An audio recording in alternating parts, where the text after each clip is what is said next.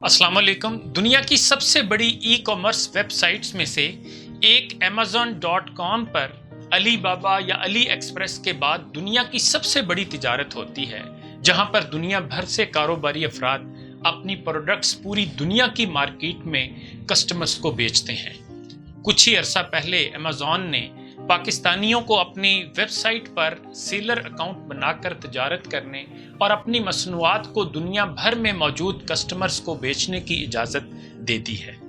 पाकिस्तान में लोग इस पर खुशियां मना रहे हैं, जो कि बनती भी हैं, मगर अक्सर लोगों को ये इल्म नहीं कि 8-10 साल पहले यानी 2011-12 तक अमेज़ॉन पर पाकिस्तानी नेशनल्स को सेलर अकाउंट बनाकर कारोबार करने की इजाज़त थी, लेकिन अमेज़ॉन ने अपने कस्टमर्स की हज़ारों लाखों शिकायत के बाद पाकिस्तानियों को अपने प्लेटफॉर्म से बैन कर दिया था कि वो वहाँ अकाउंट नहीं बना सकते और तिजारत नहीं कर सकते।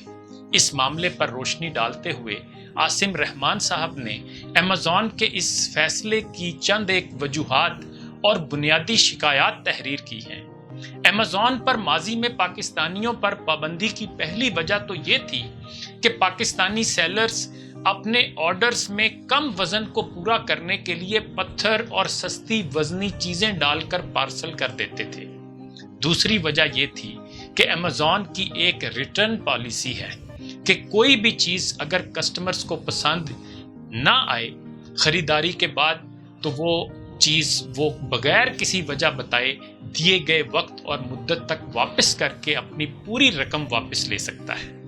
अब पाकिस्तानी कारोबारी ताजरों के लिए तो ये एक बारूद का गोला है, जहां हर दूसरी दुकान पर लिखा होता है कि खरीदी गई चीज वापस नहीं होगी और नॉन रिफंडेबल है, जबकि वेस्टर्न मार्केट इस चीज की आदी है कि चीज वापस करके पूरी रकम ली जा सकती है, चाहे वो कपड़े ही क्यों ना हो। तो जब पाकिस्तानी ट्रेडर्स और सेलर्स को वेस्टर्न कस्टमर्स चीज वापस करते थे तो वो लेने से ही इनकार कर देते थे या आएं बाएं शाएं करते और आगे से बहस करते थे। वेस्टर्न कस्टमर्स ने सबूतों के साथ अमेज़ॉन को हजारों ऐसी कंप्लेंट्स की। तीसरी बात ये थी कि पाकिस्तानी प्रोडक्ट्स के पार्सल्स जो रिटर्न होते थे वो गायब होकर ओपन मार्केट में अमेज़ॉन के लेबल्स के साथ ब्लैक में नीलाम होने शुरू हो गए थे। इकबाल याद आ गए, वज़ा में तुम हो नसारा तो तमद्दन में हनूद, ये मुसलमान हैं जिन्हें देख के शर्माए यहूद। चौथी बात ये थी कि पाकिस्तानी बिजनेसमैन, ट्रेडर्स और शॉपकीपर्स अक्सर अच्छी और टाइमली कम्युनिकेशन से नाबलद होते हैं, तो ये कस्टमर्स की ईमेल्स, इंक्वायरी और कंप्लेंट्स का हफ्तों महीनों जवाब ही नहीं देते थे, और जब जवाब देते थे तो बदइखलाकी से जवाब देते थे, बगैर कर्टसी के या बहस बराए बहस करते थे। इस तरह कस्टमर से रिलेशनशिप खराब कर बैठते थे। पांचवी बात ये कि पाकिस्तानी सेलर्स तस्वीरें बहुत खूबसूरत लगाते थे, जबकि असल प्रोडक्ट्स जब कस्टमर को मिलती थी तो वो बिल्कुल मुख्तलिफ निकलती थी और शक्ल और क्वालिटी में उन तस्वीर से मैच नहीं करती थी जो उन्होंने अमेज़ॉन पर देखी होती थी। इसकी भी हजारों कंप्लेंट्स कस्टमर्स ने अमेज़ॉन को की। ये चंद बुनियादी वजूहात और कंप्लेंट्स थी जो अमेज़ॉन को उसके हजारों लाखों कस्टमर्स ने सबूतों के साथ दी और अक्सरियत पाकिस्तानी नेशनल सेलर्स की थी। इन सब कंप्लेंट्स को रिव्यू करके और मुतअद्दिद वार्निंग्स देने के बाद अमेज़ॉन ने एग्जेक्टिव फैसला करके पाकिस्तानी नेशनल्स को बैन कर दिया कि वो अपना सेलर अकाउंट उनकी ई मार्केट प्लेस पर नहीं खोल सकते।